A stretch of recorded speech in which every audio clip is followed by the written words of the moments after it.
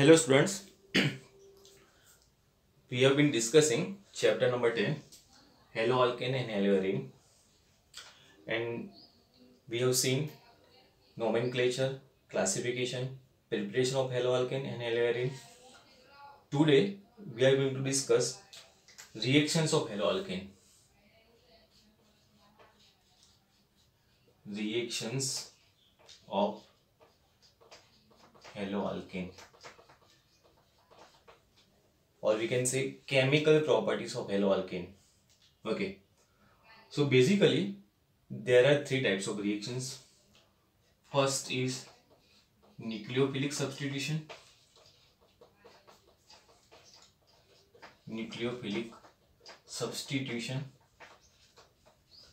Second reaction is elimination reaction.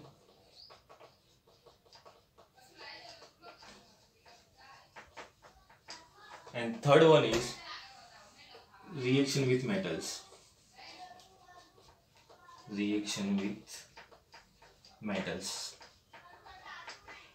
So there are three types of reactions for haloalkane: nucleophilic substitution, elimination reaction, and reaction with metals. Today we are going to discuss nucleophilic substitution reaction. So today the topic is nucleophilic substitution reaction. Okay.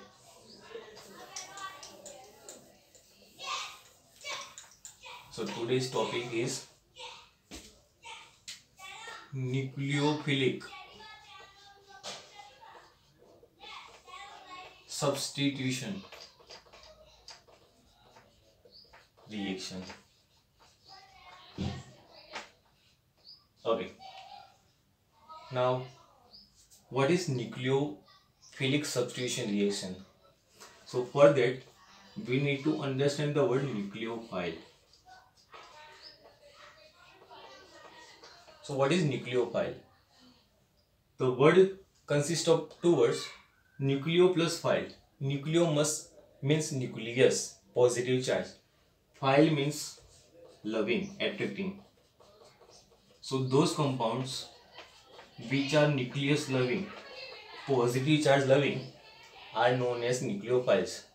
That is already discussed in standard 11. Which means nucleus loving molecules, positive charge loving molecules are nucleophile. So it is positive charge loving, so it must have negative charge, or it can be neutral. So those negative charge compounds which can attract nucleus are known as nucleophiles. So here we are going to discuss nucleophilic substitution reaction. So nucleophile will substitute halogen in a compound, that is known as substitution. Substitution in place of any element, if other element or compound comes, that is known as substitution, like musical chair, right? So substitution is in case of one compound or one element, if another element comes. So if another element or compound takes place of another element, that is known as substitution. So nucleophilic substitution is nucleophile can take place of any other halogen, that is known as nucleophilic substitution. Let us understand this by one example. Okay. So here we have got haloalkane. This is CH3Cl, haloalkane. The name of the haloalkane is methyl chloride or chloromethane. And as we know, halogen is having higher electronegativity, so it will be having partial negative charge. Carbon is having less electronegativity, so electron is far away from carbon, electron will move towards halogen. So halogen is having partial negative charge and carbon will be having partial positive charge. So haloalkane is polar in nature. Okay, so this is haloalkane. Now any of the nucleophile, I am writing Nu minus, that is nucleophile. Why I have written minus charge, that we already know, right? So this is nucleophile, this is haloalkane. Now nucleophile can take place of haloalkane. So instead of haloalkane, nucleophile will come. So here we will get CH3Nu minus plus Cl minus. So the place of chlorine or place of halogen is taken by nucleophile. So nucleophile has replaced chlorine and chloride ion is removed from the haloalkane. So this is known as nucleophilic substitution. Nucleophilic means nucleophile. Substitution means it can substitute. So if substitution reaction is carried out by nucleophile, then that is known as nucleophilic substitution reaction. Here substitution of halogen is taken place and nucleophile is doing this reaction. Nucleophile is substituting halogen and that is why it is known as nucleophilic substitution reaction. Okay, so topic is nucleophilic substitution reaction. Now let us understand this topic in detail. So what are the nucleophiles? So nucleophiles can be anything. Nucleophile can be OH minus, nucleophile can be Cn minus, NO2, anything, H2O. These are all nucleophiles. So if nucleophile is NaOH, then we will get product alcohol. If nucleophile is H2O, then again product will be alcohol. So as we change nucleophile, product will be changed. So we have given a list of nucleophile and list of product in textbook that we are not going to discuss because that is not part of this topic, that you can read from the textbook. In textbook they have given a table, list of nucleophiles and their respective products. Okay, so as nucleophile changes, their product will be different, right? So according to nucleophile, product will be different. Okay, now we are going to learn new terminology, and that is ambident nucleophiles.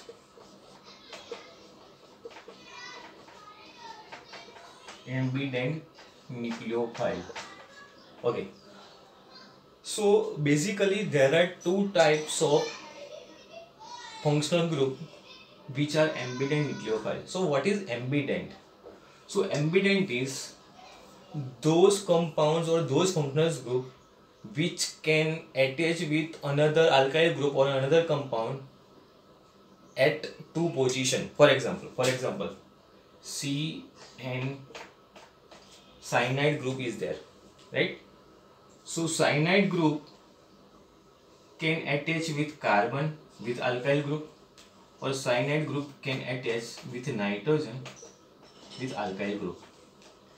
So for cyanide group there are two possibilities. Cyanide group can attach with alkyl group by carbon, or cyanide group can attach with alkyl group by nitrogen. So cyanide group, carbon can be used to attach with alkyl group, or nitrogen can be used to attach with alkyl group. And likewise we will get different product. Like if carbon is directly attached with alkyl group, then we can get cyanide. If nitrogen is directly attached with alkyl group, then that is known as isocyanide. So those functional groups, they can attach with different atoms with alkyl groups or with any other compound. They are known as ambident.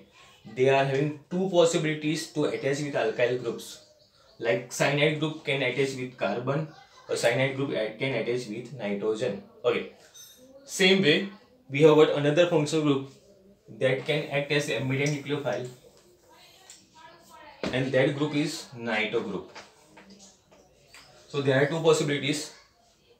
If nitro group attach with alkyl group via oxygen or by oxygen, it will be nitrite,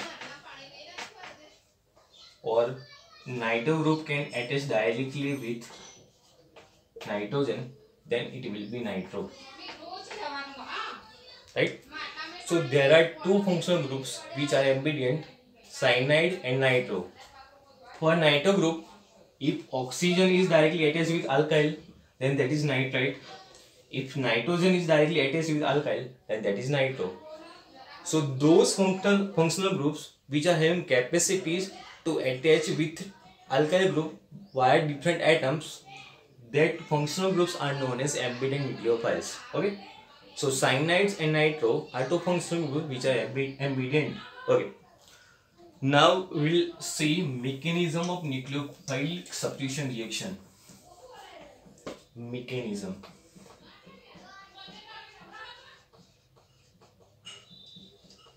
Okay. Now before starting mechanism, nucleophilic substitution reaction are of two types. SN1 and SN2. Okay. Now what is SN1 and SN2? SN1 means substitution nucleophilic unimolecular. Substitution nucleophilic bimolecular.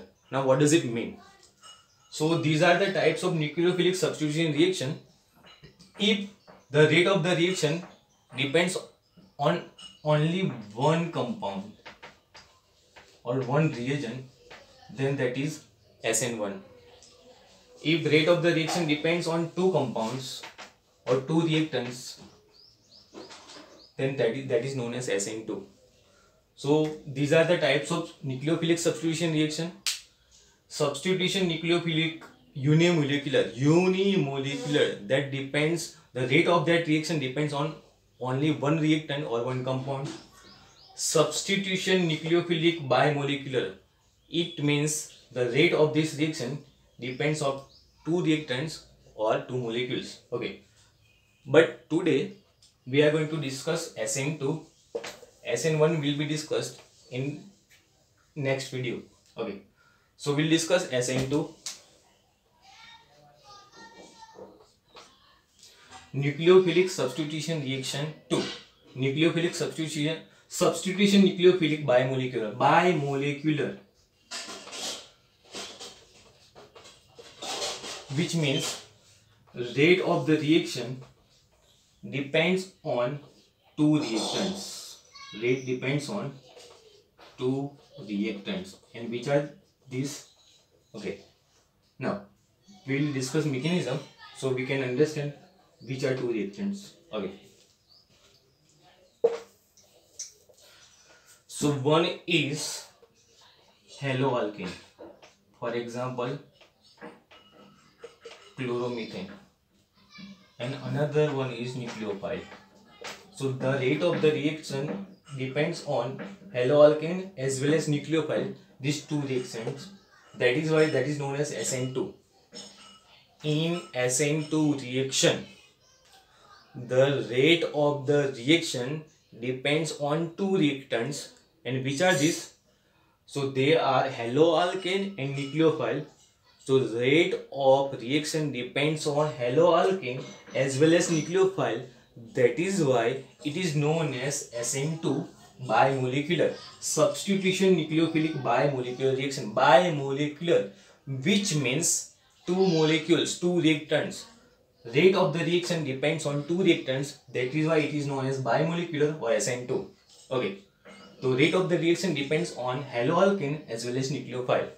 Okay. Now how reaction is going to take place? So we will write CH3Cl like this.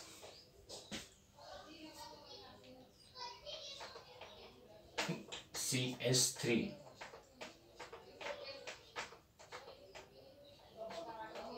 Cl. This is chloromethane. Here positive charge is there, partial positive charge, here partial negative charge, and this is nucleophile. Okay. Now, nucleophile is having negative charge, carbon is having partial positive charge. So there will be attraction between nucleophile and positive charge. So nucleophile will bind with carbon.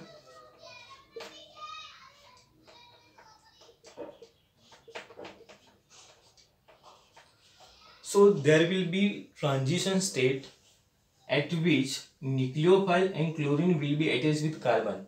As we know, carbon is having 4 valency, which means carbon can attach with 4 atoms. So it cannot attach with 5 atoms, but here in this case, for nanosecond or let's say less than nanosecond, there is attachment of nucleophile and chlorine with carbon for very minute seconds, or let's say nanoseconds or femtoseconds. For that particular time, nucleophile and chlorine can be attached with carbon.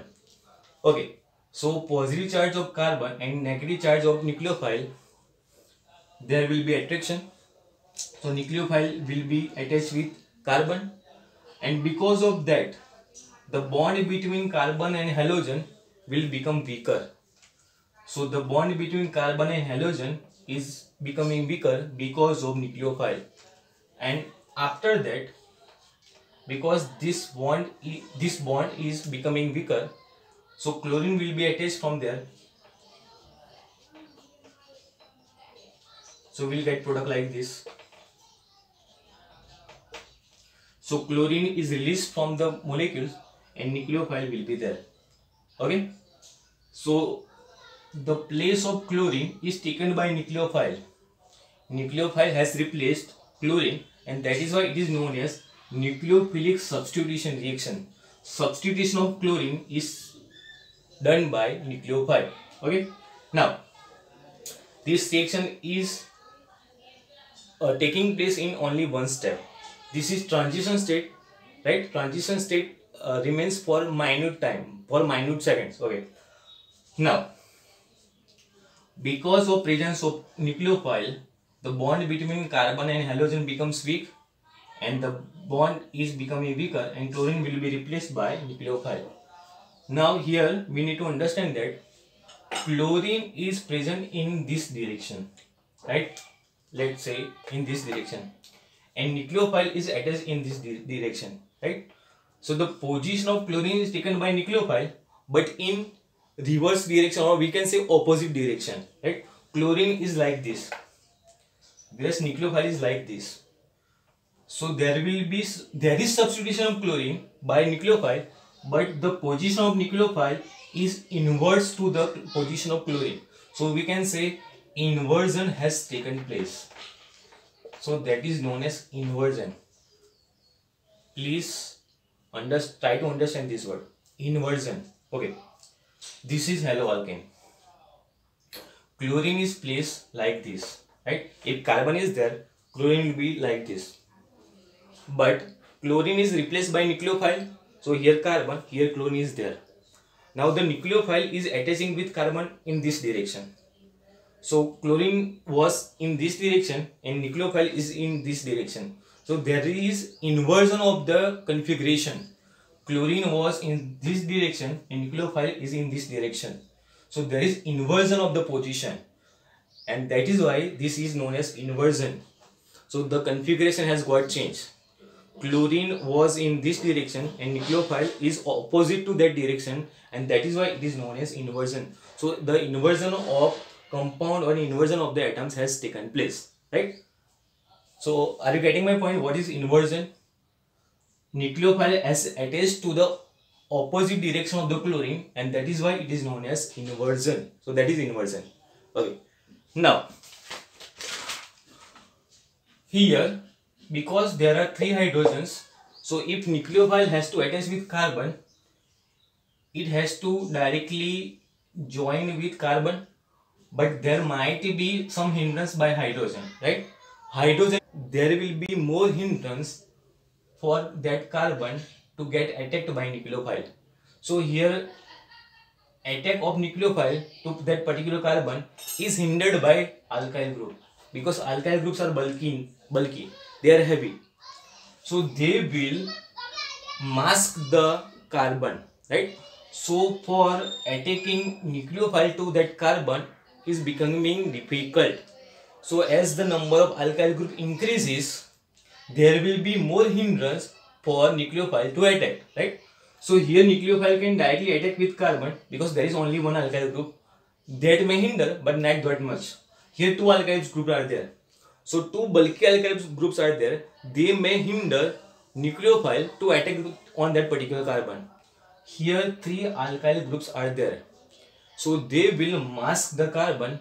So for nucleophile to attack on carbon is becoming difficult. So as the number of alkyl group increases, so in case of primary, one alkyl group is there. In case of secondary, two alkyl group is there. In case of tertiary, three alkyl groups are there. So as the number of alkyl group increases, the rate of reaction decreases because of the hindrance of these alkyl groups. So we can say that for SN2 reaction, the rate of the reaction is primary is more reactive than secondary and secondary is more reactive than tertiary. Remember this. The rate of the reaction for SN2 reaction is in the order of primary is more reactive than secondary and secondary is more reactive than tertiary. The reason is, as in case of primary only one alkyl group is there, in case of secondary there are two alkyl groups, in case of tertiary there are three alkyl groups, and as the number of alkyl group increases, there will be more hindrance for that carbon to get attacked by nucleophile. So nucleophile cannot attack carbon easily because these alkyl groups can hinder the nucleophile. So these alkyl groups can hinder carbon to get attacked by nucleophile, so that as the number of alkyl group increases, there will be more hindrance and the rate of reaction decreases, and because of that tertiary is less reactive whereas primary is more reactive. So the number of alkyl group may hinder the nucleophile to attack. So the number of alkyl group increases, the rate of reaction decreases. Okay.